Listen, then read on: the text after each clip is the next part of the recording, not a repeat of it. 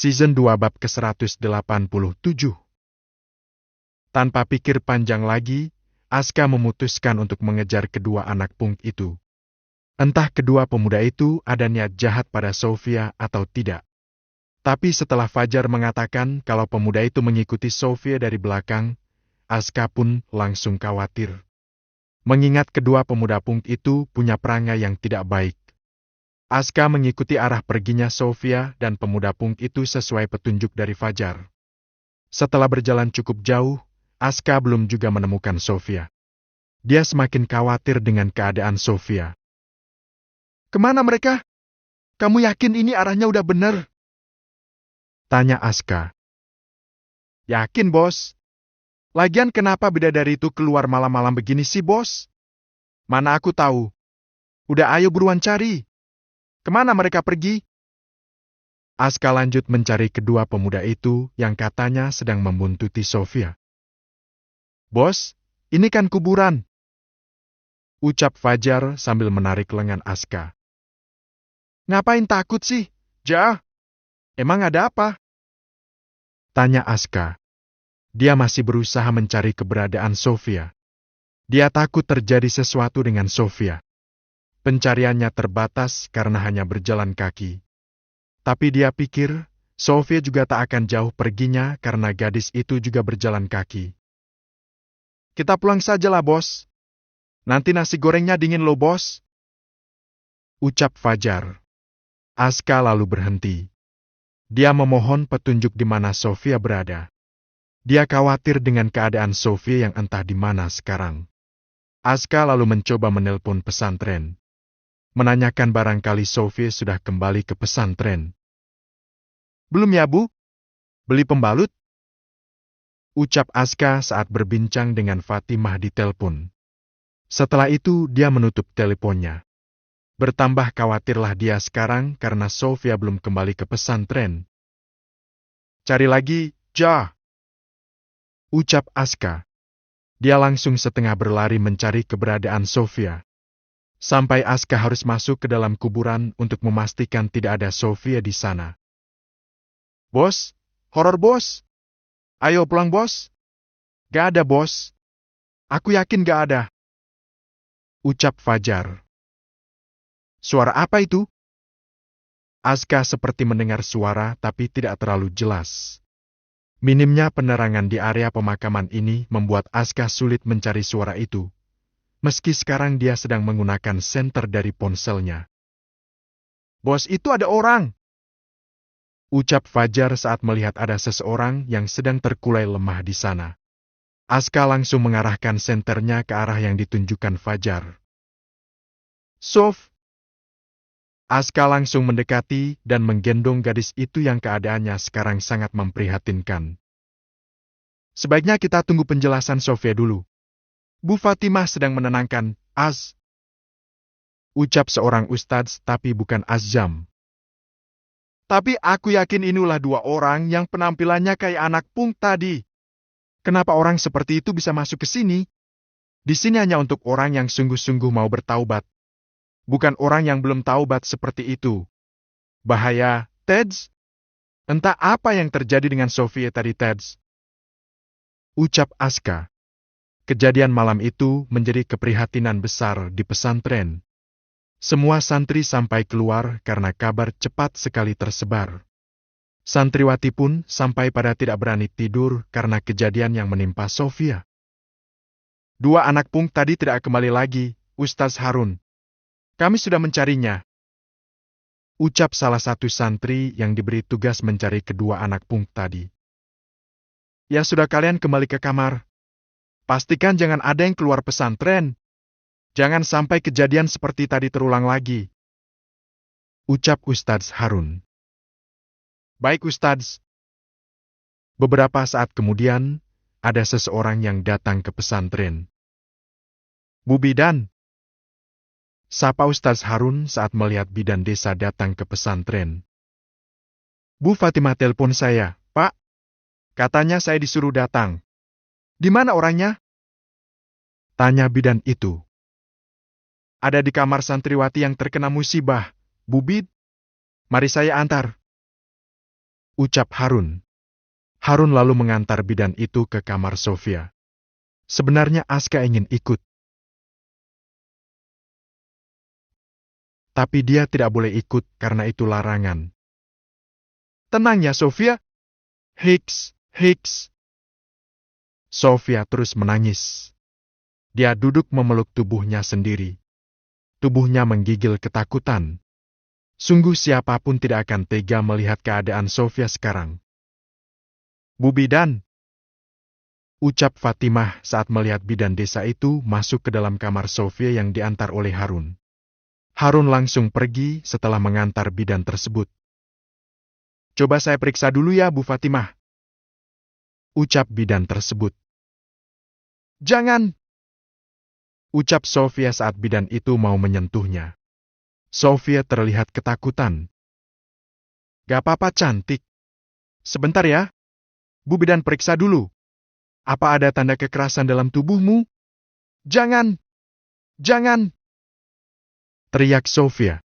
Melihat sikap Sofia yang seperti itu, akhirnya Bu bidan dan Fatimah pun tidak berani memaksa lagi. Dia baru saja mengalami kejadian traumatis Bu Fat. Jadi mungkin saya akan memeriksanya setelah dia tenang, ucap Bu bidan. Iya Bu Bid. Sofia terlihat sangat terpukul. Mungkin sudah terjadi sesuatu yang sangat mengguncang batinnya. Sekarang dampingi Sofia terus ya Bu Fat. Kasihan dia, ucap Bu bidan. Baik Bu Bid. Terima kasih, ucap Fatimah. Dia lalu mengantar Bu bidan keluar. Selanjutnya dia menemani Sofia di kamar.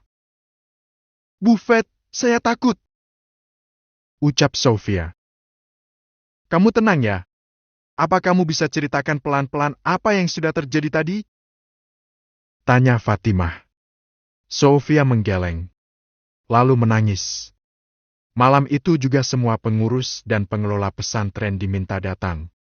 Termasuk Arfan dan Azam juga. Semua kaget saat mendengar kejadian yang menimpa salah satu santri mereka. Kamu benar melihat Sofia dibuntuti kedua anak punk itu, As? Tanya Arfan setelah Aska cerita temannya, Fajar yang melihat Sofia dibuntuti oleh dua anak punk yang merupakan santri baru di pesantren itu. Ya Om, setelah itu saya cari keberadaan mereka. Ternyata kami telat. Sofia sudah ada di dalam area pemakaman saat kami temukan, ucap Aska. Dia sedih sekali melihat kejadian ini. Siapa yang menerima dua santri baru itu di sini? Kenapa kalian tidak hati-hati menerima santri? Astagfirullah. Baru kali ini ada kejadian seperti ini. Di sini itu tempat orang untuk bertaubat. Tapi malah ada yang berbuat maksiat. Ini harus dilaporkan ke polisi. Ini sudah tindak kriminal, ucap Arfan. Saya yang menerima, Pak Arfan. Saya pikir mereka memang benar-benar ingin bertaubat waktu itu. Mereka ketemu sama saya dan Bu Fatimah baik-baik saja, Pak. Mereka bilang ingin berubah, Pak. Seperti yang sebelum-sebelumnya, setiap orang yang berniat belajar agama, selalu kami terima selagi masih ada kamar. Siapa sangka mereka ternyata tidak sungguh-sungguh bertaubat. Saya akan cari dua orang itu lagi ya Om. Saya akan menjebloskan mereka ke polisi, ucap Aska dengan emosi. Setiap kali mengingat kejadian tadi, emosinya kembali memuncak. Dia melihat Sofia terkapar tak berdaya dengan keadaan yang sangat memprihatinkan. Om sebagai pengelola pesantren ini, jadi malu karena sampai bisa kecolongan seperti ini. Aku khawatir kejadian ini bisa merusak konsentrasi para santri di sini. Terutama yang perempuan. Mereka pasti merasa di sini tidak aman. Padahal kakek membangun pesantren ini untuk memberi tempat yang tenang dan nyaman, serta aman. Tapi sekarang, harus terkotori dengan kejadian ini. Ya sudah kamu cari aja, As. Om akan lapor polisi biar bisa membantu mencari lebih cepat, ucap Arfan. Aska langsung keluar mencari dua pemuda tadi dan akan menyeret mereka ke pesantren. Season 2 bab ke-188. Aska dibantu beberapa santri dan polisi mencari keberadaan dua anak punk yang sudah membuat masalah di pesantren. Setiap mengingat keadaan Sophie tadi, sakit hati sekali rasanya. Sofia yang bersungguh-sungguh ingin hijrah malah mendapat ujian semacam ini. Ini tidak adil untuk Sofia. Aska tidak tega melihat gadis itu, yang selalu susah dalam hidupnya. Kata Pak Harun mereka biasa nongkrong di Taman Bawang.